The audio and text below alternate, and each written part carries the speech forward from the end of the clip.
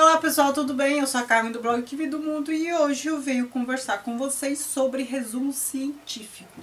Eu já fiz um vídeo sobre resumo, resenha e fichamento. E lá eu disse que o resumo científico era diferente. E é.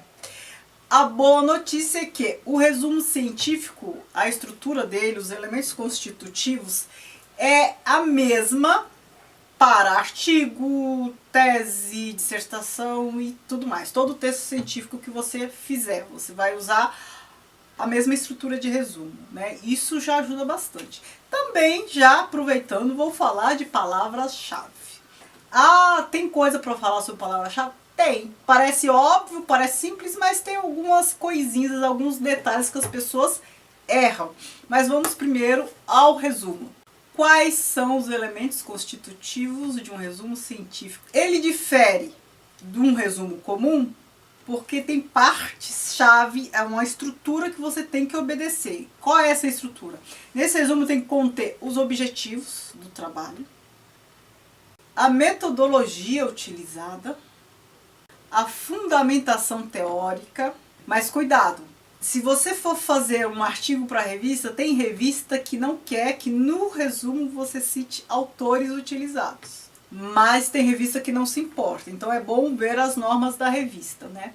Agora, se for tese, dissertação, você pode citar, né, autores conceituados no referencial teórico, né? Quando você vai falar da fundamentação teórica, você pode citar alguns que você sabe que vão agregar mais ao seu trabalho. Então, assim, para discutir dispositivo, partimos de Foucault, tempo, de Agostinho, aquilo que eu já falei. Autores que são de peso sobre o assunto que você vai tratar.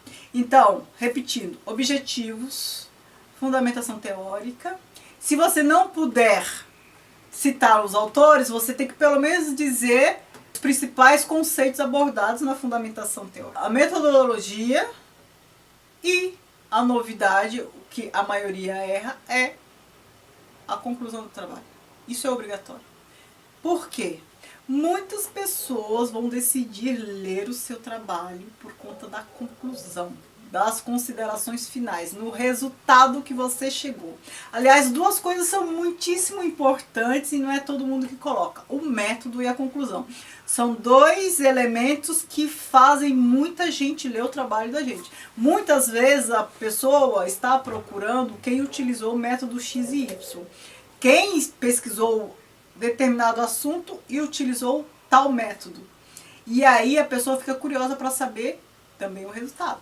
Muita gente confunde elementos da introdução do trabalho com o resumo, né? Então eu já dei aula sobre isso e falava assim, mas é repetitivo, o que está no resumo está na introdução. Mais ou menos, na introdução não vai à conclusão. A introdução, ela apresenta parte desses elementos, mas não a conclusão. No resumo tem que constar tudo. O objetivo do trabalho, de onde você partiu, fundamentação teórica, a parte prática e os métodos utilizados e a que conclusão você chegou. O que muda de um artigo para uma tese ou monografia, né? É só o tamanho do resumo. Mas a estrutura é essa, os elementos constitutivos são os mesmos. Só que para um artigo você vai fazer um resumo menor, se for para uma revista, né? Normalmente as pessoas fazem artigo para publicar, a revista até expressa lá a quantidade de palavras que o resumo tem que ter, nas normas dela. Agora, se for para uma tese ou monografia, você pode usar esses mesmos elementos constitutivos, mas trabalhar mais, dizer mais a respeito do trabalho. E aí, aproveitando que eu estou no tema, por que a gente tem que fazer a tradução do resumo para o inglês? Ora, para constar em bases de dados internacionais. Eu, em algum vídeo de metodologia científica, disse para vocês, às vezes a gente tem que localizar um texto que é num idioma que a gente não conhece, mas a gente vai ter que ler se ele for fundamental para a pesquisa que a gente vai fazer.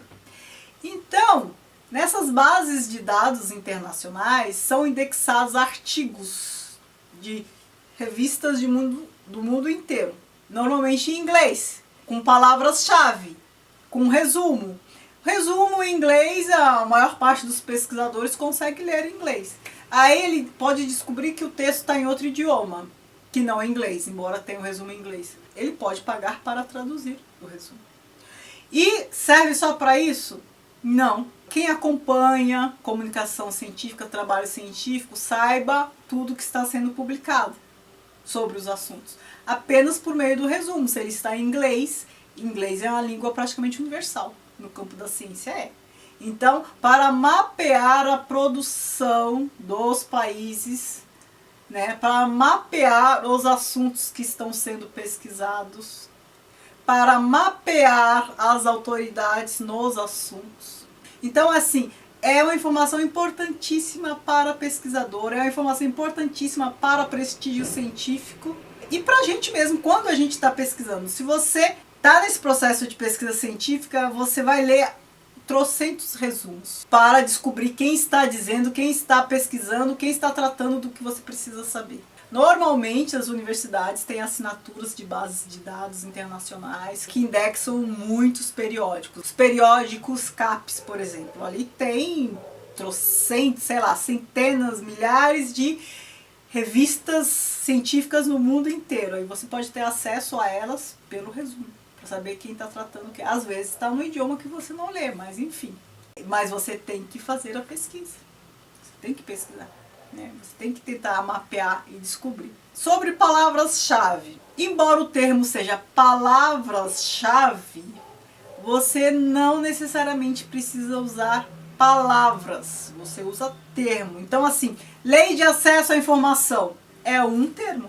Embora haja muitas palavras, 4 ou 5 palavras é um termo. Se eu falo acesso à informação, é um termo. Informação pública é um termo. Quando a gente fala 5 palavras-chave, a gente quer dizer que são 5 termos. Eu posso usar lei de acesso à informação, um termo, informação pública, outro termo, apropriação social da informação, outro termo. Então, tem gente que acha que são as palavras mesmo, né? Então, no caso de lei de acesso à informação, já seriam 5 palavras num termo só. Não colocaria mais nada, só isso? Não, gente, é um termo. Então, essa é a dúvida de muita gente confunde isso. E as palavras-chave têm uma função muito parecida com a função do resumo, é para recuperação e base de dados. É por isso que você tem que traduzir as palavras-chave também. Quando você vai publicar em revista, a revista séria, elas vão exigir o abstract e keywords também, que é em inglês. Por quê? Para constar em bases de dados internacionais, para conseguirem mapear os trabalhos que estão sendo desenvolvidos, para que a produção também nacional tenha mais prestígio no exterior. Se você tiver mais alguma dúvida sobre resumo, sobre palavra-chave, deixa aqui embaixo que eu respondo. Eu acho que eu toquei nos pontos principais, mas não sei, vocês podem ter alguma dúvida específica, e vocês entrem em contato, tá bom? Muito obrigada por assistir, não se esqueça de curtir, de me seguir nas redes sociais e de se inscrever no canal se não for inscrito. Beijos e tchau, tchau.